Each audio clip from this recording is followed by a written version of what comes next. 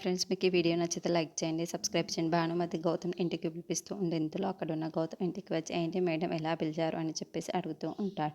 ఆ మాటలు వినగానే అక్కడున్న భానుమతి అయితే ఆరాధ్య పెళ్లి కార్డుని తన చేతికి ఇచ్చి ఒక్కసారి ఇది చూడు అని చెప్పేసి అంటుంది. ఆ మాటలు వినగానే అక్కడున్న గౌతమ్ అయితే ఆ పెళ్లి కార్డుని చూసి ఒక్కసారిగా షాక్ అయిపోయి ఏంటిది ఇది అని చెప్పేసి చింపి పక్కకు పడేసి అది చూడగానే అక్కడున్న భానుమతి చాలా సంతోషిస్తూ ఉంటుంది. ఇంతలో అక్కడున్న గౌతమ్ మాత్రం చాలా కోపంగా ఏంటి నా మళ్ళీ మళ్ళీ పెళ్లి చేసుకోవాలనుకుంటుందా, అలా ఎప్పటికీ జరగనివ్వను, నా మళ్ళీ నాకే దక్కాలి, ఇంకెవ్వరికి దక్కడానికి వీల్లేదు అని చెప్పేసి అంటాడు.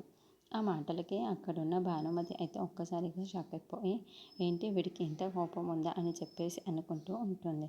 నాకు కావాల్సింది కూడా ఇదే అనుకుంటుంది ఉంటుంది. ఇంతలో అక్కడున్న గౌతమ్ మాత్రం చాలా కోపంగా ఈ పెళ్ళి ఎట్టి పరిస్థితుల్లోనూ జరగనివ్వను, ఎలాగైనా సరే జరగనివ్వను, ఆ బల్లి నాది అని చెప్పేసి అంటూ ఉంటాడు.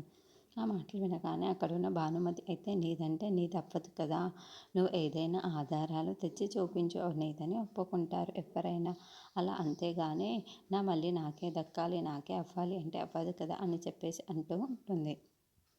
మాటలు వినగానే అక్కడున్న గౌతమ్ సరే మేడం నేను రేపట్లో ఎలాగైనా సరే ఆధారాలు తీసుకొని వచ్చి మీ ముందు పెడతాను, ఆ ఆధారాలను బట్టైనా మీరు నమ్ముతారు కదా, తను ఆరాధ్య కాదు నా మళ్ళీ అని చెప్పేసి అంటూ ఉంటాడు. ఆ మాటలు వినగానే అక్కడున్న భానుమతి అయితే అవును ఆధారాలు తెచ్చి చూపించు అప్పుడే నమ్ముతాము అని చెప్పేసి అంటూ ఉంటుంది.